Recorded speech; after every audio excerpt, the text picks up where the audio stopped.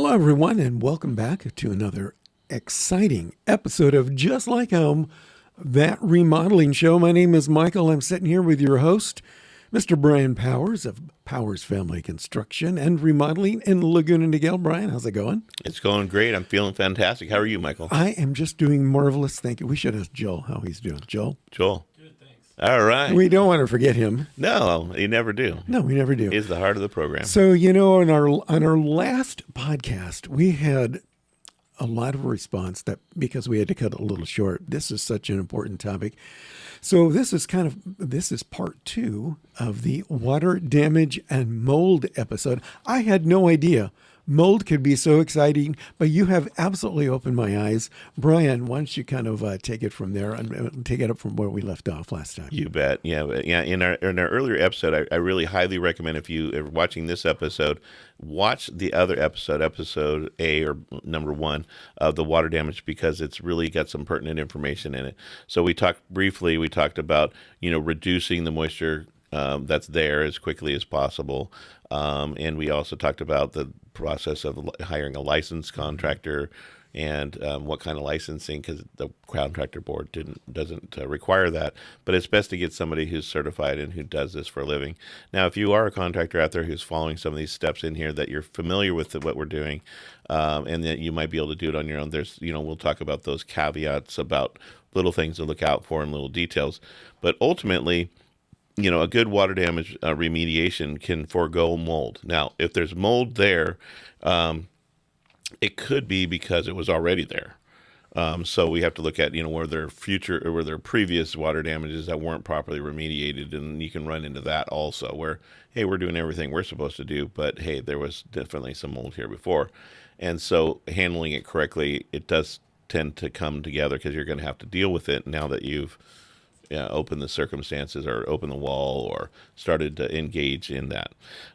We kind of left it off. We're testing and monitoring. Each day you want to make sure that you're testing and monitoring. We talked about the proper monitoring equipment. Right. And obviously there's more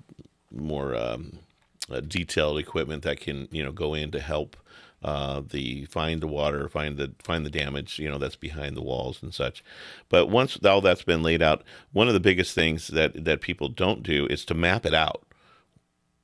Literally drawing a sketch of a floor plan of the area and doing it room by room. And that way you can identify where the water is and where the damages have occurred, and then track the relative humidity, the moisture content that are in the substrates, in the surfaces. So if it's the walls in the lumber or in the drywall, could be in a carpeted area where you're trying to dry it out. It just depends on exactly what you're doing. Why do I want to track the moisture levels? So you want to track the moisture levels so you can see if what you're doing is effective.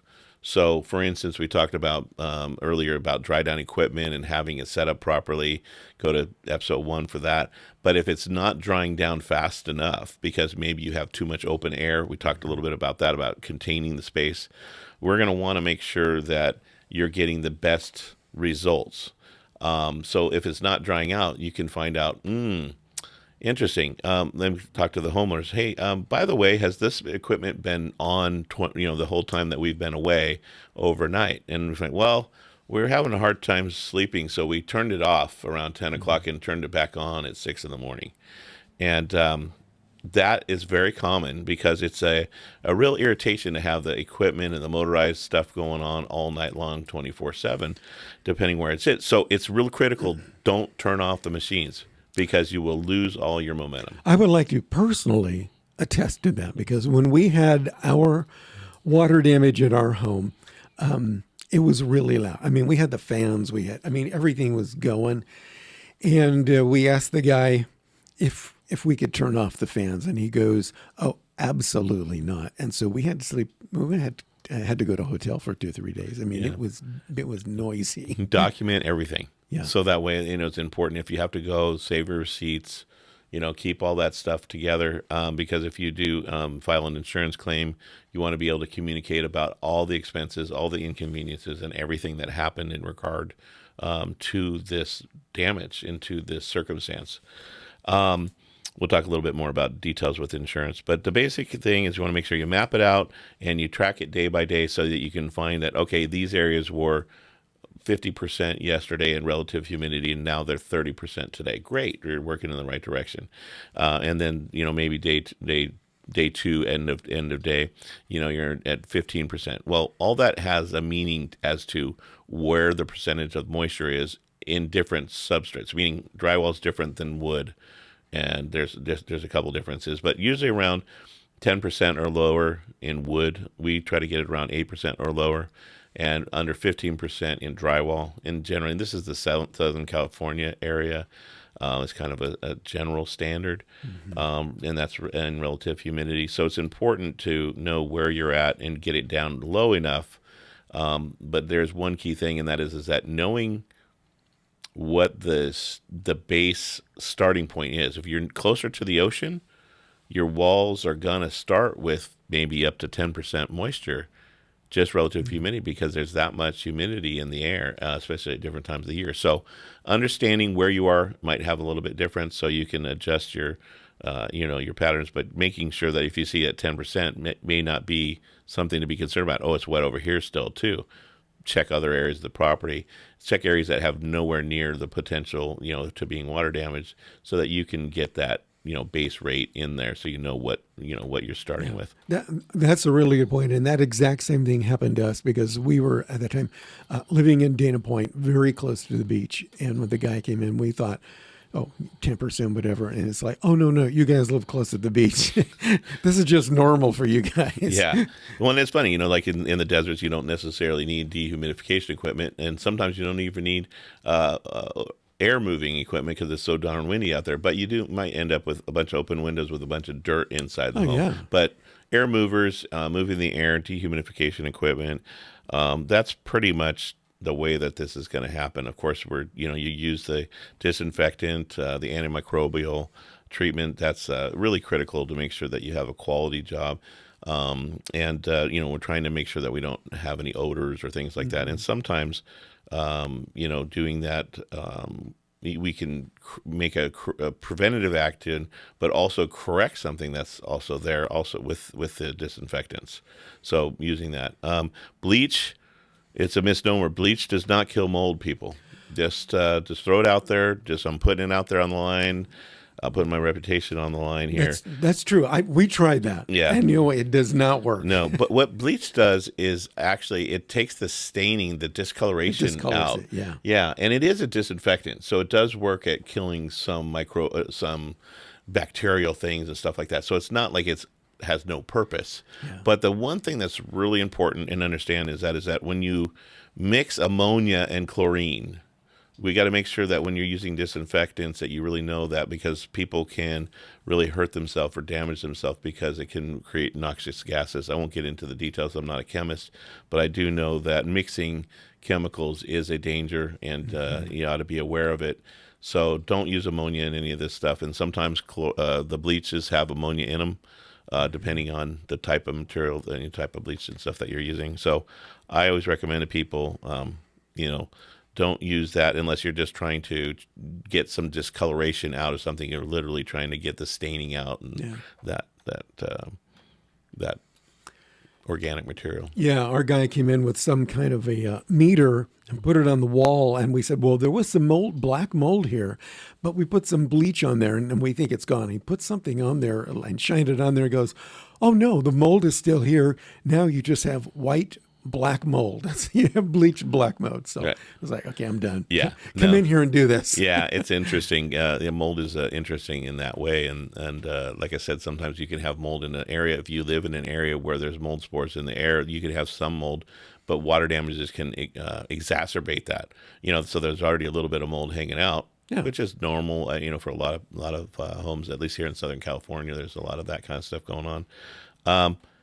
Then it can really turn into a big problem, and that's why remediation and quickly and all that is so important.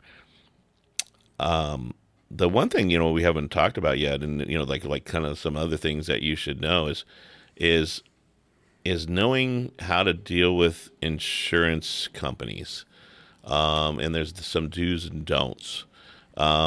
If you have a leak that you've had So this is also in the preventative area, is that you've had a leak, you had a leak, and it's been leaking for a while, and then it got worse and got worse and got worse, and okay, now I got to finally call someone and do something about it, and it's created damage. That may not be, and is most likely not going to be covered on your insurance. No way. Absolutely, yes way. Oh, And in your man. insurance policies, you have to watch out for, and that is considered poor maintenance.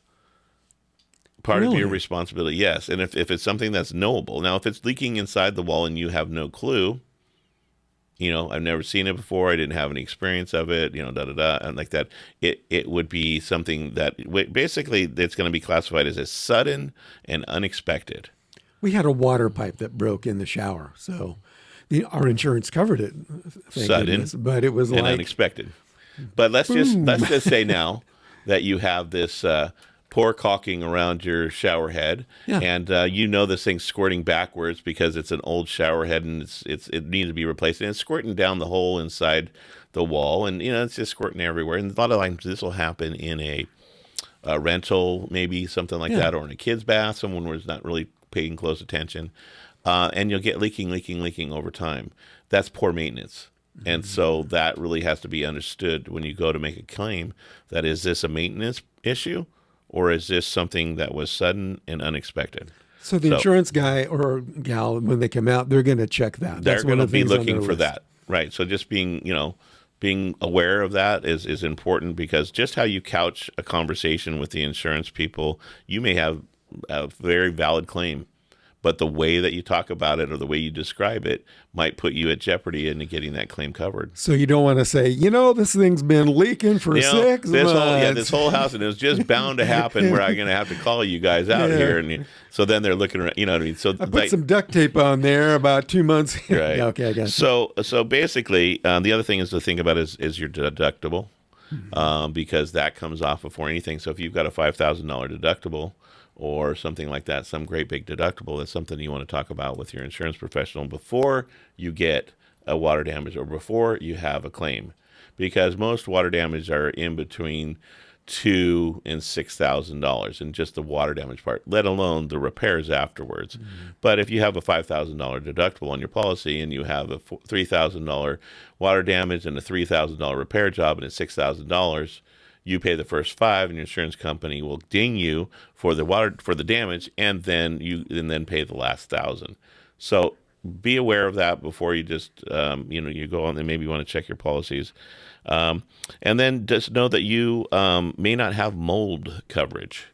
So a lot of policies try to exclude that. Yes. And it's kind of been whittled down to almost most policies, but you should talk to your insurance professional about this. But most have something like a $5,000 limit to mold, because mold does accompany water damage frequently, whether you do your best or not. Sometimes you're going to find it in other ways. So they do have something that covers you there, but 5,000 doesn't go that far if it gets bad. Yeah, we almost had that experience because in the area where we live in South Orange County, in particular, Dana Point, they were not covering mold damage because it is so common and so frequent. We had to get a special rider or policy to cover mold damage because it's just not covered. It's definitely kind of worked through the insurance business, but your insurance professionals will be able to tell you, know what's covered and that. But it's important to know. So I would talk to them and get the findings of your current policy, because sometimes you can have a policy when you did it, and you kept renewing it, and every time they send that stuff in the mail, that you throw out in the basket because it's all the upgraded terms and conditions and contract information. That's where they put it. The stuff that you'll never read. So you really need to talk to someone. And the next biggest thing is that knowing that time is of the essence. So you got to act quickly. If you don't act quickly, and then all of a sudden you have mold because you just didn't, I knew it flooded, but we were just so busy and I couldn't get anybody out here and the guy didn't return. You got to be diligent about doing something to correct it, because you could be held liable from the insurance company. The next thing is choice of vendor. And a lot of times, you say, I got a flood, I don't know what to do.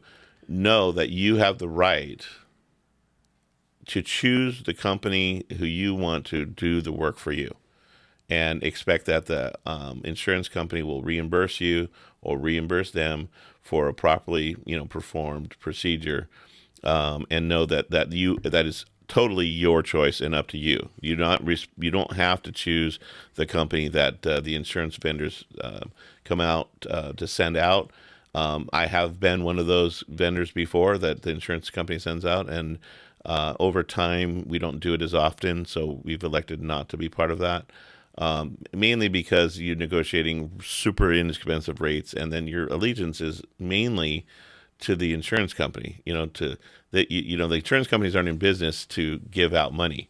They're insurance, to make money. And so mitigation, minimizing how much they spend, is really important to have somebody who's on your side. I think that's a really important point to almost reiterate. We had that exact same thing happen to us.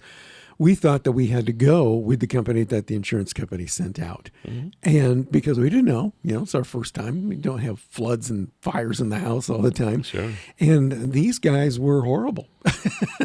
And it's like we talked to somebody, they go, well, didn't you know that you don't have to go with them? You can go with somebody that you choose and feel more comfortable with. And we're going, well, we thought we had to go with them because that's who the insurance company sent out. Right. So I think you make a really important point is you don't have to go with who the insurance company sends out. You go with who you feel most comfortable with and who you trust. Right. And then the last thing I wanted to make sure that we included in it is on when I said in the previous video, we talked about the furniture and the things, getting the contents out of the way and getting it out of the space as soon as possible, and to document that time. And to document all of your time, actually, really anything that you're doing in regards to the job, because pack out and pack in. It's really basically distributing the contents and moving it from one area to another to safety, so that you can properly dry it out where they're not part of the moisture area or dust or contaminants, to salvage those things. And they are responsible for that time. And even though it's you, get paid for your time. Let's say it's you, and you didn't hire, because you can definitely hire the contractors to do that for you at the rates that they charge. And anyway, you can work that out with the insurance company, but making sure that you get credit for that. And really, if you have any question about it or any doubt about it, hire a pro. It's really important. This is one of those things. It's not patch the wall. Once you get all that stuff done, remediated properly, and then go about finding your reconstruction contractor. And some guys do that both services, like us. We actually do both. But making sure that you get the proper dry down is so critical. That's great. So, Brian, if somebody has any follow-up questions to ask you, how do they get a hold of you? Great. They can reach us in the Southern California area at 949-310-3996. They can reach me directly, or they can call 949-488-3207. And I'll bet you have an amazing website too, don't you? We do. PowersFamilyConstruction.com tells you all about it. PowersFamilyConstruction.com. Brian, thanks for joining us today. I learned a lot about water damage and mold, probably more than I've learned in my entire life. We'd like to see you guys again next time with another exciting episode of Just Like Home, that remodeling show. Brian Powers, thanks for joining us today. Thanks, Michael. Have a great day.